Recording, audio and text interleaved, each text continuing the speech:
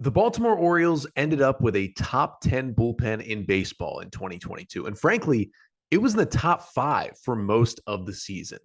And there's a couple of guys they can really thank for that. Two of them are Dillon Tate and Cionel Pérez. And we'll break down their seasons with the Orioles coming up on this episode of the Locked On Orioles podcast. You are Locked On Orioles, your daily Baltimore Orioles podcast. Part of the Locked On Podcast Network, your team every day. Hey there, Orioles fans. Today is Friday, November 4th, 2022, and welcome back into the Locked On Orioles podcast, part of the Locked On Podcast Network, your team every day. As always, I'm your host, Connor Newcomb. And coming up on today's episode, we continue our Orioles 2022 Player Season Review series. Today, we're talking about the Orioles' two setup man, two guys out of the bullpen who really helped this pen shine and two of the biggest factors in the Orioles having a winning record this season. That's Dillon Tate and Cionel Pérez out of the bullpen. We'll talk about how each of them had success, how one was coming off of more success in Tate than Pérez, who really had his first big year, and what kind of role each could play out of the Orioles bullpen in 2023. But that's all coming up on this episode of the Locked On Orioles podcast, which is brought to you by BetOnline. BetOnline has you covered this season with more props, odds, and lines than ever before. BetOnline, where the game starts. So let's jump right into it as we continue our season review series for all the key players that made the 2022 Baltimore Orioles season so special. Let's start with Dillon Tate, because if there was a guy throughout the season that Brandon Hyde probably trusted the most, I would say it was Dillon Tate. And the other good thing about Dillon Tate is when the Orioles completely remade their bullpen last offseason from 2021 to 22, and it worked to perfection. It got so much better. We'll talk about that later in this episode. Really, you could argue there was only one guy returning to the bullpen who Brandon Hyde really felt he could trust starting on opening day, and that was Dillon Tate. I mean, you think about the Orioles trading Cole Sulser and Tanner Scott to the Marlins just a week before opening day. They were two of three guys Hyde probably felt he could trust heading into the season. Then he had one in Dillon Tate, who he had trusted in previous years with the Orioles and who had got the job done. It was Dillon Tate. He was the only guy who Hyde probably felt early that he could go to. And you get it. You look at how the Orioles built this bullpen throughout the year, and just so many waiver claims and so many rookies and guys who really hadn't established anything, even if the stuff was great, and even if they had looked great in spring training to win that roster spot. Nobody except for Tate had proved it in a previous season at the major league level. Some of the guys had big league experience, but it was mostly, you could say, failure at the big league level, to be honest. But that wasn't the case for Dillon Tate. He was coming off of what was a productive 2021, where, yes, he played for an Orioles team that, lost 110 games, but he picked up his fair share of saves. He worked a really big seventh and eighth inning role for the Orioles. And when they did win games, especially close games, generally Dillon Tate was involved in 2021, 67 and 2/3 innings, a 4.39 ERA, and he was useful for the Orioles. But he took it to another level in 2022. And he ended up with a career high in innings pitched, in appearances, lowest walk rate, his best ERA, best WAR. He had a great season. For the Orioles this year, Dillon Tate, 67 appearances out of the bullpen. He worked 73 and 2/3 innings out of the Orioles pen, and pretty dominant innings at that. Had a 3.05 ERA to go along with a 3.48 FIP, was worth 0.5 FWAR, that's according to Fangraphs. And he locked down 5 saves for the Orioles as well after having 3 in 2021. Now, he struck out about 7.3 batters per 9, but the big number, just 1.9 walks per 9 for Dillon Tate. After he had 3.1 walks per 9 last year, he dropped it to 1.9 this season. A lot of that was the work he did at Driveline over the offseason that we talked about back in spring training, and, kind of cleaning up the delivery a little bit, working on some of his offerings. And the big thing, we had one of his Driveline coaches on the podcast back in the spring, and they basically talked about how the big thing Tate wanted to work on last offseason was his command and throwing more strikes. Well, he threw way more strikes in 2022 than he did in 21. And it paid off. The stuff was fairly similar. I mean, he added some stuff to his sinker, but his velocity was, essentially the same year to year. He ticked up a little bit on it, but it was all about throwing more strikes. And it worked out for him. And basically what Dillon Tate was able to do this season is he had been somewhat of this in his career, but he basically became locked down against right-handed hitters. And now he could get lefties out, which is why he was in such a big role. But righties couldn't touch him. I mean, right-handed hitters had an opponent batting average of just 190 against him, with just a 234 WOBA, a sub-300 slugging against Dillon Tate. He had a 23% strikeout rate against righties, which is above league average, but just a 3% walk rate against righties. The league average is 8% walk rate. He was down at 3% against right-handed batters. They just weren't reaching base against him. And the lefties had a little bit more success. They hit 265. They had a 470 slugging, but he still got them out at a high enough clip to face left-handers. But he just wiped out righties this year, and that was huge for the Orioles this season. But I think the biggest stat for Dillon Tate's year is how, whether he worked himself into trouble or he came in to try and clean up somebody else's mess out of the bullpen, that's when Tate was at his best. According to Fangraphs, in high leverage scenarios, which is generally, 7th, 8th, or 9th inning or extra innings, and you got a 3-run game or fewer with runners on base usually as well, opponents hit just 155 against Dillon Tate in high leverage spots this year. That's amazing.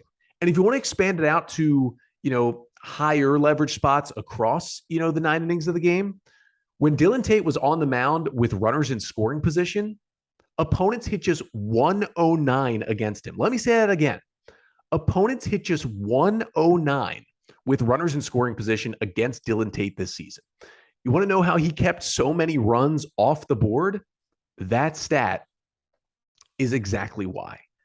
And I mean, he just got off to such a great start. I mean, opponents hit 158 against him in April. April was his best month of the year. I mean, he dominated guys in April, and really he only had like one bad month. I mean, the month of June, opponents hit 289 against him. They roughed him up a little bit. He was looking a little tired. Other than that, he was maybe the Orioles' most consistent reliever from beginning to end in 2022. And what he really had is, he worked on his slider in the offseason. We talked about that as well. Kind of the slider shape to have better movement, more command, and became a better pitch for Tate this year.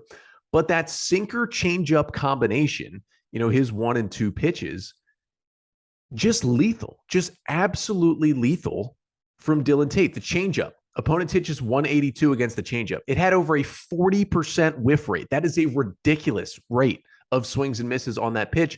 And the great thing about the change is, yeah, he would throw it to righties from time to time, but generally that was the pitch he used to get lefties out, and all his other offerings dominated righties. And then he had this elite pitch to go get lefties as well, which allowed him to pitch multiple innings at time, get more than 3 outs, face lefty, righty, and still get through it with success. But the obvious pitch that was the one for Dillon Tate, and the one that has always been the one really since the Orioles moved him to the bullpen in Double-A Bowie, is that sinker. That sinking fastball that he throws, 95 all the way up to 97, 98 at times. It's just ridiculous. And according to StatCast, they have a run value statistic for each pitch that a pitcher throws. Basically, a negative number is good, which means, you are preventing runs. A positive number is bad. His sinker had a negative 21 run value this season. Now, the number doesn't mean that much until you basically look at how the stat tries to encompass everything that a pitch does. That Dillon Tate sinker was the 8th most valuable pitch, basically the 8th best pitch in all of Major League Baseball this year, not just of relievers, not just in the Orioles bullpen or on the Orioles. The 8th best pitch of all pitchers in MLB. Number 1 was Dylan Cease's slider, and I believe number 2 was Shohei Ohtani's slider. So that kind of tells you, where that list is. Number 8, Dillon Tate's sinker. That's how great that pitch was. He throws it hard. He throws it down in the zone, and he basically gets guys to beat the ball into the ground. It's what makes him so successful. About a 57% ground ball rate, which was a touchdown from 60% last year, but it's still an elite number for Dillon Tate. He got out of all those, tough situations in high leverage and with runners on base. And you just look at what he was able to do in just preventing runs. And that's what pitching is. He threw better pitches this year. He got guys to chase at a 33% rate. He was at just 29% back in 2021. So he's throwing more competitive pitches out of the strike zone. He threw about the same amount of pitches in the strike zone, but many were more competitive as well. And he just became this better pitcher this year who had, at moments this year, he was just untouchable. His average launch angle against him was 0. It was 0.0. Basically, everything guys hit against Dillon Tate was hit directly into the ground. And when he had a big difference, remember, the Orioles defense used to be a real issue, but all of a sudden the Orioles infield defense was a huge strength this year. You have Ramon Arias winning a Gold Glove at third. You have Jorge Mateo winning the Fielding Bible Award at shortstop. And then, he had his moments that were bad, but Odor played a solid second base, and Ryan Mountcastle played a fantastic first base this year. And even when Gunnar Henderson was in the mix, he was playing great defense. And even some of the other guys who fell into that spot, whether it was Richie Martin or Kelvin Gutierrez or Jonathan Ariuz at times, they played good defense there as well, even though those guys didn't really hit. But all those players combined for a great infield defense for the Orioles. And when you get a ground ball pitcher out there, an extreme ground ball pitcher like Tate, that's the kind of season you can get.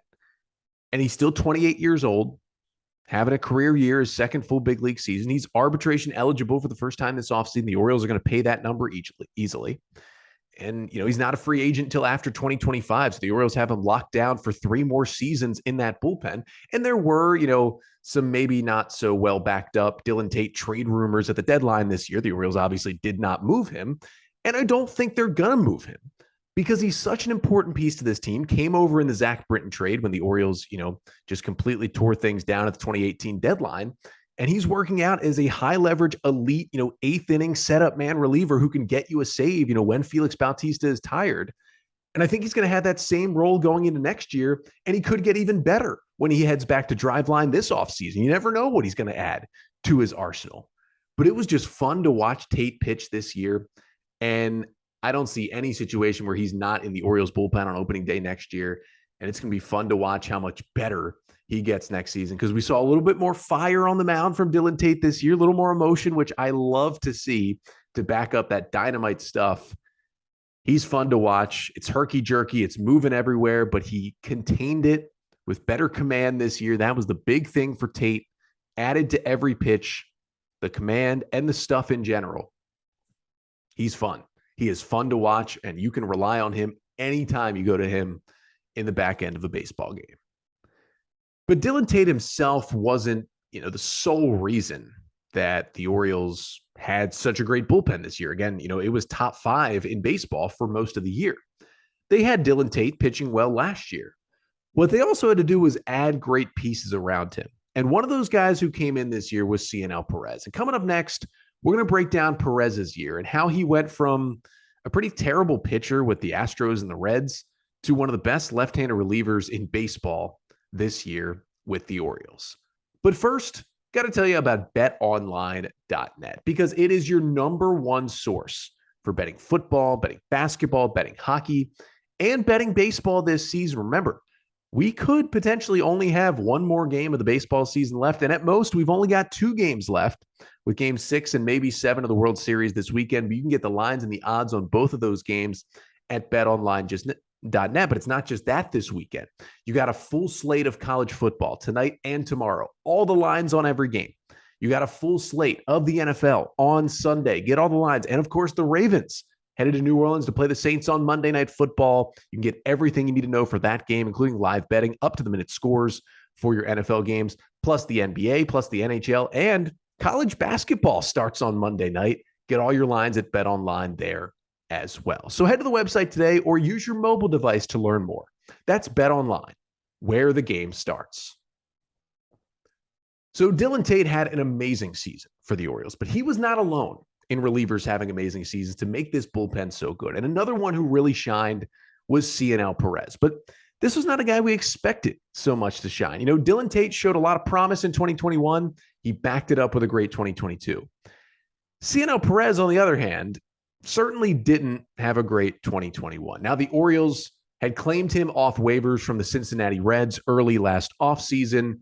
And it was a guy who you saw, was a fairly highly rated prospect back in the day when he was in the Astros system. So Mike Elias had that connection to him, and you could see the stuff was there, but he just had no idea where the ball was going, whether he was in the bigs with the Astros or especially lately with the Reds. And, he came in and you took a look at those statistics with Cincinnati out of the bullpen in 2021, and you just said, yeah, I get why he's in the big leagues and, he has good stuff.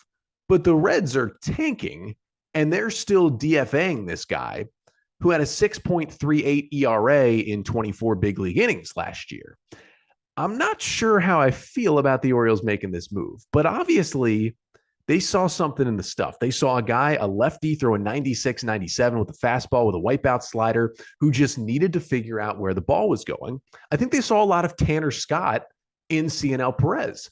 But the things the Orioles were able to do with Cionel Pérez that they were really never able to consistently do with Tanner Scott before they dealt him to the Marlins before this season was have him consistently find the strike zone. And Pérez did that in an Orioles uniform, and oh boy, did it change what kind of pitcher he is. Because listen, the strikeouts, they went down from his high minors and major league numbers.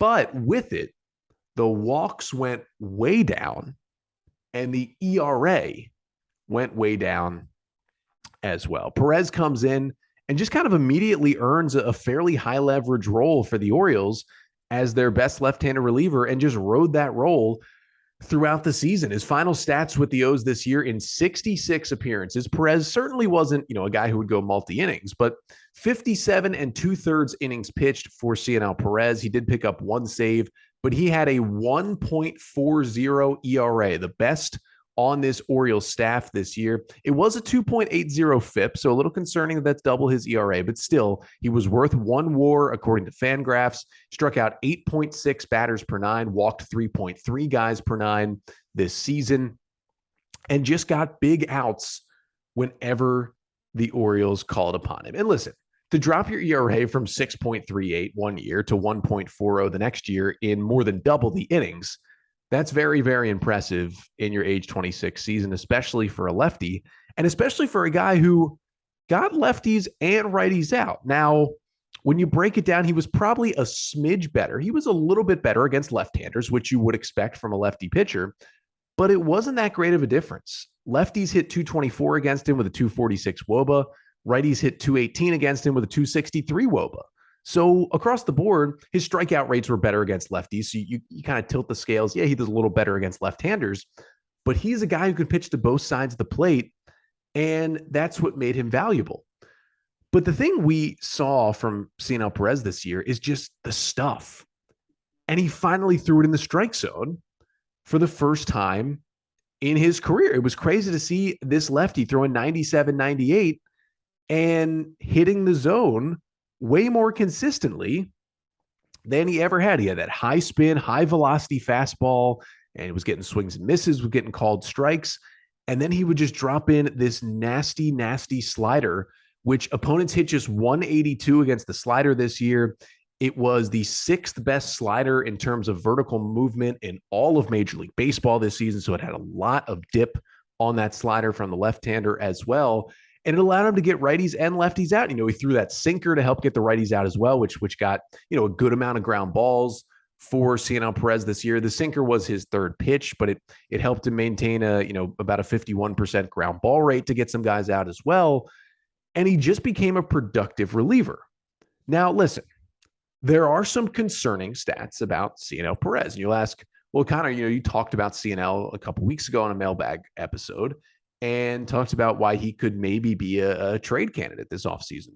And I talked about how he could be this year's version of the Cole Sulser Tanner Scott trade, where you say, why are the O's trading this productive reliever?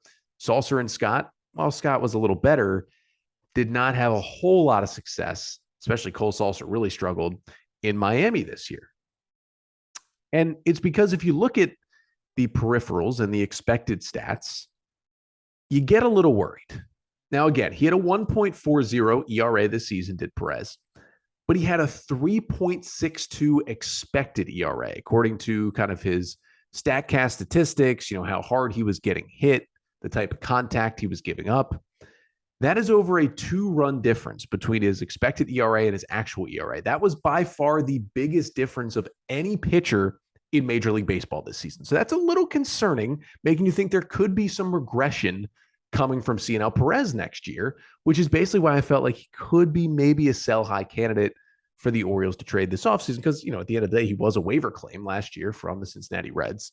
Side note, it's hilarious that the Reds, who basically had the worst bullpen in baseball this year, DFA'd Cionel Pérez last offseason, and he ended up with a 1.4 ERA. But that's a topic for another time. But the one thing, on the one hand, I am a little worried about Pérez. And I think even if it's not worrisome and he still pitches well, I think we can all agree he's not going to have better than a 1.4 ERA next year. Like, even if he pitches well, he's going to have an ERA higher than that because it's so difficult to have a 1.4 ERA when you're throwing 50-plus innings. So it's not going to be that low. But the question is, would it really balloon? Would it get closer to that 3.62 expected ERA? That's a little bit of what you're worried about. But on the flip side, what I would say, you look at April, for example, the month of April, his first month as an Oriole, he had a 0 ERA. But opponents hit .318 against him in April. That was the best opponent batting average against him in any month this year. So he was getting kind of lucky from the start. But when you look all season for Pérez, he never had a month where his ERA was over 2.9. He held it under 2 for basically the entire season. And even though every time you looked out there, you said the peripherals don't look great, he's going to come down to earth and be more of, just an above average reliever instead of an elite one, he kept getting guys out. So I like to cite the, expected stats here on this podcast and look at the StatCast page and talk about, how this guy projects down the line. And it's important to do that for this stage of the Orioles because the O's competed earlier than we thought this year. They improved by 31 wins. They were in a playoff race in September. Nobody could have seen that coming. But what we're really looking to is the future for the Orioles next year and the year beyond that, when hopefully they really start to compete. So that's why I use some of these expected stats, these stats that are more predictive, because I want to know how they think these O's players will do next year and the year after that, when the O's are really going to try from opening day to make the playoffs. But for Cionel Pérez, these stats do worry me. This expected ERA, all these expected stats, whether it's slugging percentage, expected batting average against him, they're all much higher than his actual stats were. But when you do it over a full season, even though he's a reliever, and even though it was only 57 2/3 innings, that is not anything close to, a sample size that makes you feel good. It is a small sample size. I get that. I understand that. But when he just kept doing it all year, and he kept getting out of jams, and he kept getting a little lucky. I'll admit he got a little lucky at times this year, and he kept the ball in the ballpark, which is huge. And the new wall helped him at Camden Yards. But to allow only 2 home runs in about 58 innings, yeah, that's pretty impressive. And to only walk 21 batters in 58 innings, I think that's much more impressive. And only allow 46 hits. Yeah, that's a little lucky, but it's also impressive. So you look at what he did with more strikes, and the home runs are going to go up again, and the ERA is going to go up. It's just going to happen next year. But even though the numbers may be telling me differently, especially with a reliever with a small sample size, I don't know if I believe it's going to get that much worse for Pérez, because sometimes you just got to throw out some of the expected stats, because it doesn't matter what the expectation is. If he's showing us time and time again that he's going to beat the peripherals, he's going to outpitch his peripherals all year, and maybe he'll just keep doing it. So you know what? I wouldn't be surprised if the Orioles traded him away this offseason. I think they're definitely going to listen to offers. But if they do, I'd be upset. He was a big part. And I think while he's not going to have a 1.4 ERA next year, if he is back with the Orioles, he's going to be in a high leverage role. And I think he's still going to get guys out, because that's what he does with the fiery passion and the great stuff from the left side. He helps this O's team, and one of the better waiver claims so far of the Mike Elias era. Whether it was Cionel Pérez or Dillon Tate or any of these guys, just all these relievers, plucked from waivers and being rookies and wherever they came together to put together one of the best bullpens in baseball this year. A huge turnaround for the Orioles bullpen. And coming up next to finish off the pod, we'll just check back in on just remembering how great this Orioles bullpen turnaround was this year, and could it be even better heading into next season? So Cionel Pérez and Dillon Tate, who we've talked about today, both certainly helped the Orioles bullpen do a complete 180 and turn things all the way around this season. And you just look at the stats compared to 2021 and really in general, when we talk about Brandon Hyde as a manager and he's potentially going to be up for AL Manager of the Year this year. And we always talked about, how much can you grade out Brandon Hyde when he has nothing to work with? You looked at the bullpens that Hyde had to manage in 2019, 2020, and 2021. I mean, your ninth inning options were a mix of Cole Sulser and Cesar Valdez and gosh, I don't even know who was trying to close out games at times in 2019. I mean, it was tough. But you get to this point, and now he's got this bullpen working and has him firing on all cylinders. A 5.70 bullpen ERA for the Orioles in 2021. They lowered it to 3.49. Over a 2-run decrease in bullpen ERA. They had the worst ERA of all bullpens last year. They were 8th this year, and they were top 5 most of the year. Walks. About 4 walks per 9 last year, down to 3 walks per 9 this year. The relievers just threw a lot more strikes. Hard hit percentage, 32.3% last year, just 28.4% this year. More soft contact leads to more outs. That's just how it happens. Now, the one stat that actually went down in a way you wouldn't think it was actually Orioles relievers struck batters out at a lower rate this year than they did last year.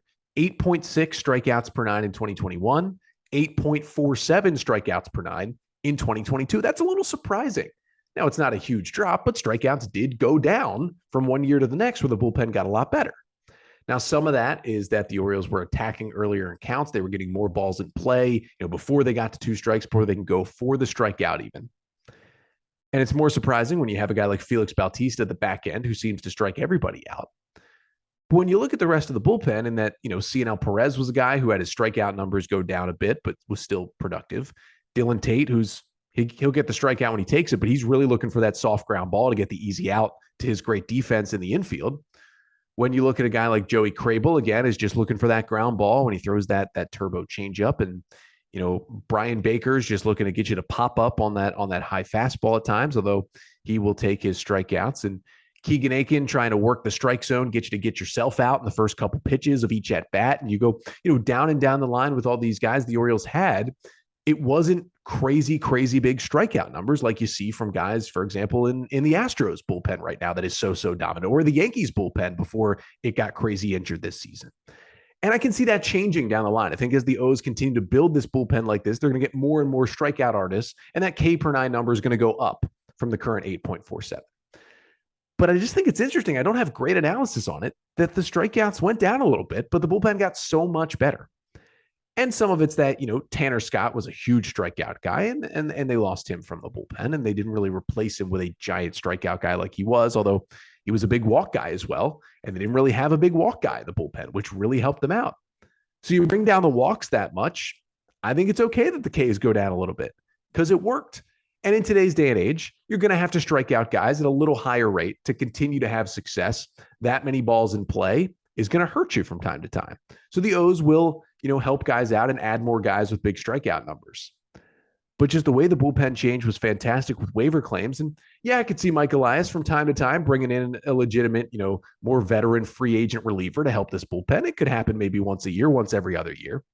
But I think in general, the way he's going to build this bullpen moving forward, it might be through some trades at the deadline to, kind of add to the pen, but it'll also be these waiver claims, these guys who were, starters all the way up to AAA that just couldn't make it to the bigs that way. So you convert them, as prospects to a relief role in Norfolk before they get to the big leagues. That's how they're going to build this bullpen.